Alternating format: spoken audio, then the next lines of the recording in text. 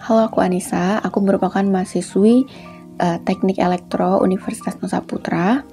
Di sini aku bakal ngejelasin tentang simulasi virtual osiloskop. Nah, langkah pertama itu kita langsung masuk aja ke linknya. Nanti aku bakal tulis linknya. Kita boleh langsung masuk aja. Nah, nanti teman-teman silahkan pilih virtual osiloskop yang pertama. Terus abis itu tinggal kita klik aja. Nah, virtual osiloskopnya Physics Zone ya. Nah, di sini bisa dilihat tampilannya gitu ya. Kita sudah bisa langsung ngeliat tampilan dari osiloskop virtual ini.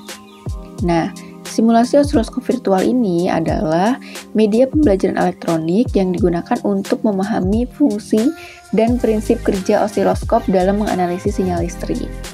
Nah, di sini aku bakal ngejelasin secara detail tentang komponen-komponen yang terdapat dalam simulasi. Kemudian juga nanti aku bakal tunjukin gimana caranya kita nyoba simulasi dari osiloskop. Nah, yang pertama itu ada panel osiloskop ya, yang ada di sebelah sini. Ini namanya panel osiloskop. Panel ini mempresentasikan perangkat osiloskop dengan fitur utama untuk menganalisis sinyal listrik dalam domain waktu. Gitu. Jadi ini layar osiloskopnya gitu. Nah, yang pertama itu ada layar osiloskop. Nah, layar osiloskop ini merupakan bagian utama osiloskop yang menampilkan bentuk gelombang sinyal. Nah, gelombang ini menunjukkan hubungan antara tegangan dan waktu. Jadi, nanti si gelombang sinyalnya itu bakal muncul di layar ini gitu. Dan ini juga menunjukkan hubungan antara tegangan dan juga waktunya gitu. Ya, nanti mau itu gelombangnya seperti apa nanti bakal muncul di sini.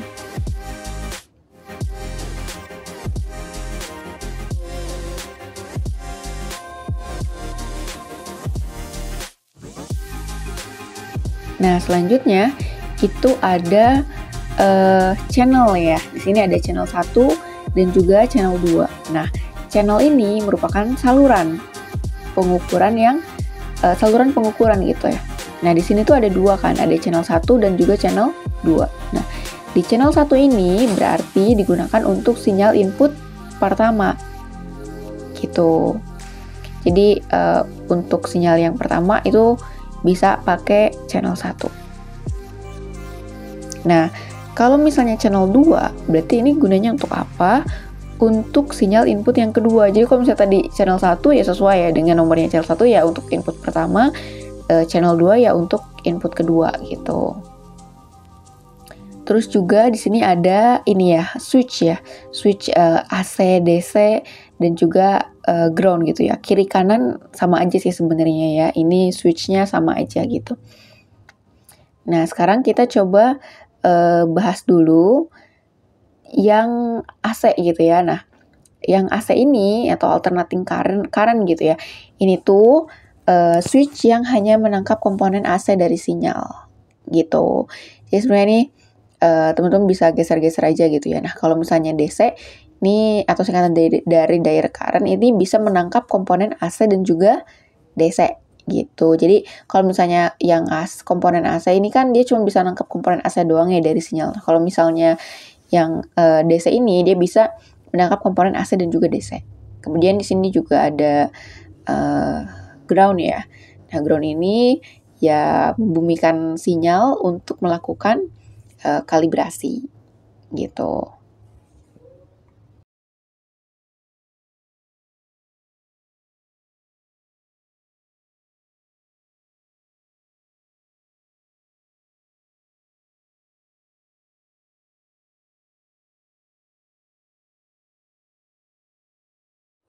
Nah, dan ini tuh sebenarnya fungsi switch kiri dan kanan di channel 1 ataupun channel 2 ini sama aja ya. Nah, terus selanjutnya ada Y-pos atau Y-position. Ini itu untuk mengatur posisi vertikal sinyal di layar. Gunanya untuk apa? Ini tuh untuk memperjelas tampilan sinyal. Jadi nanti kita bisa praktekkan bahwa si sinyal itu nanti bakal kelihatan jelas atau enggak garisnya.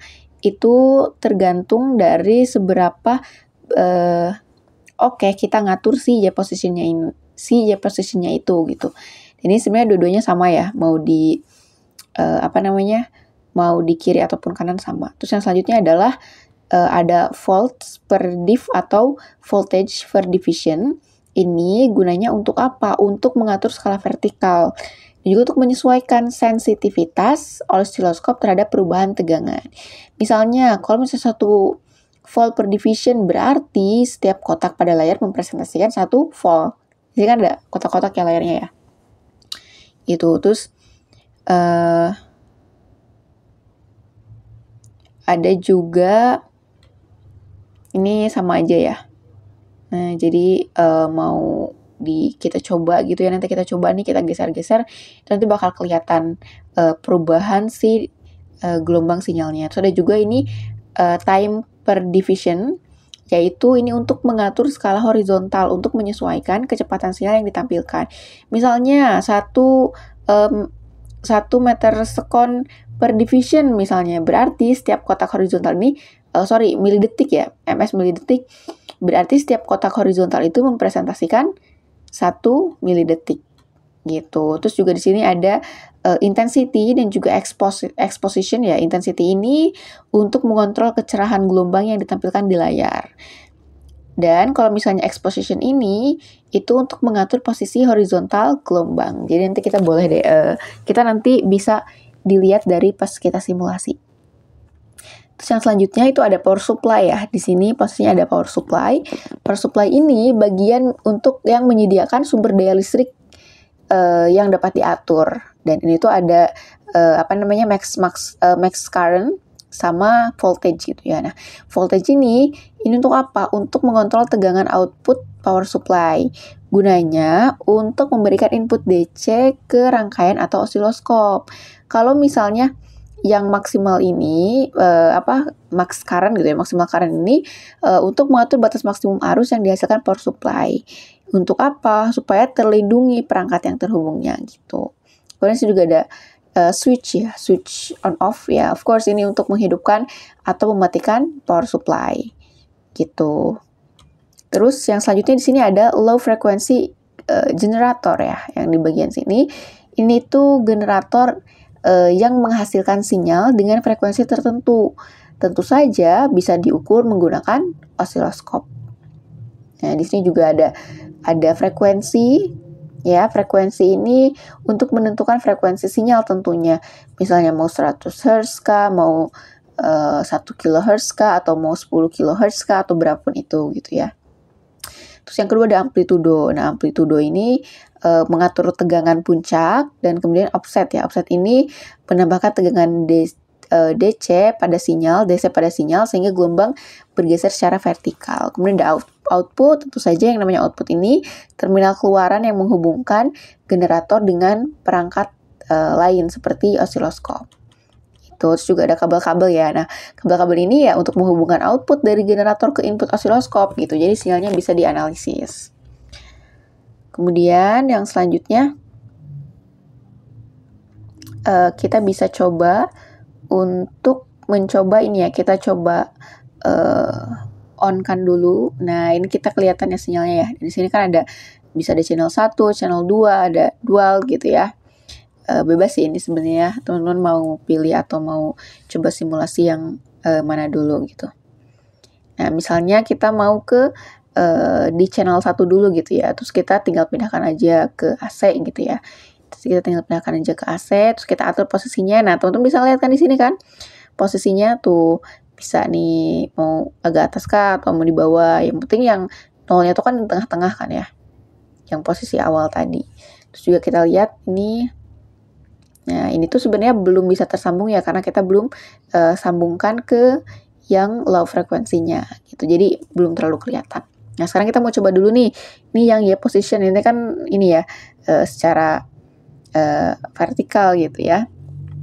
Ini bisa bergeser kiri atau kanan gitu, tergantung nanti kebutuhannya. Kemudian ini juga karena kita belum ini ya, kita belum coba untuk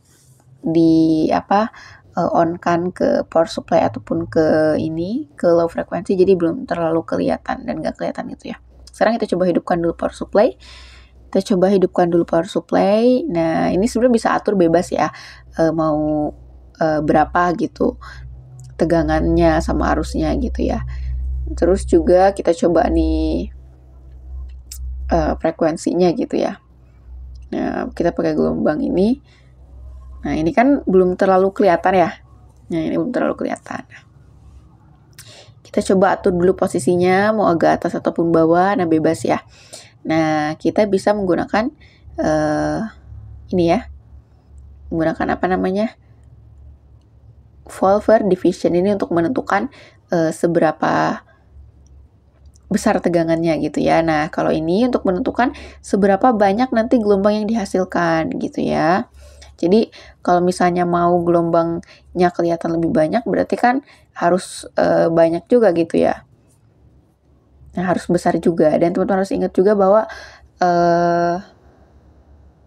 yang namanya gelombang itu kan terdiri dari satu lembah, satu bukit ya, gitu. Nah, itu kan bisa kelihatan ya, kelihatan jelas banget. Ini bisa diatur gelombangnya mau kelihatan seperti apa gitu. Nah, bisa dilihat juga. Nah, kemudian posisinya juga bisa diatur-atur.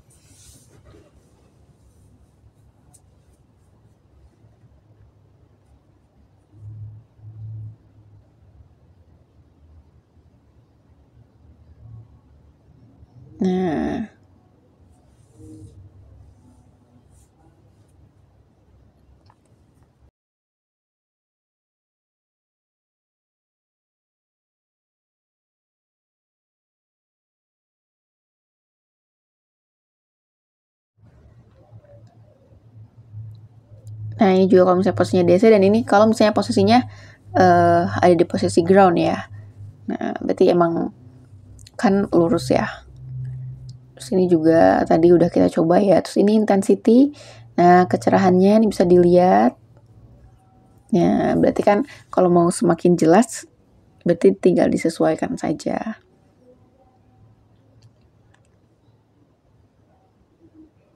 Terus juga misalnya mau channel 2 sebenarnya sama aja ya. Channel 2 kah atau mau yang channel 1 sebenarnya sama aja kayak yang tadi kita coba di channel 1. Kemudian gelombangnya juga ini bisa diatur gitu ya.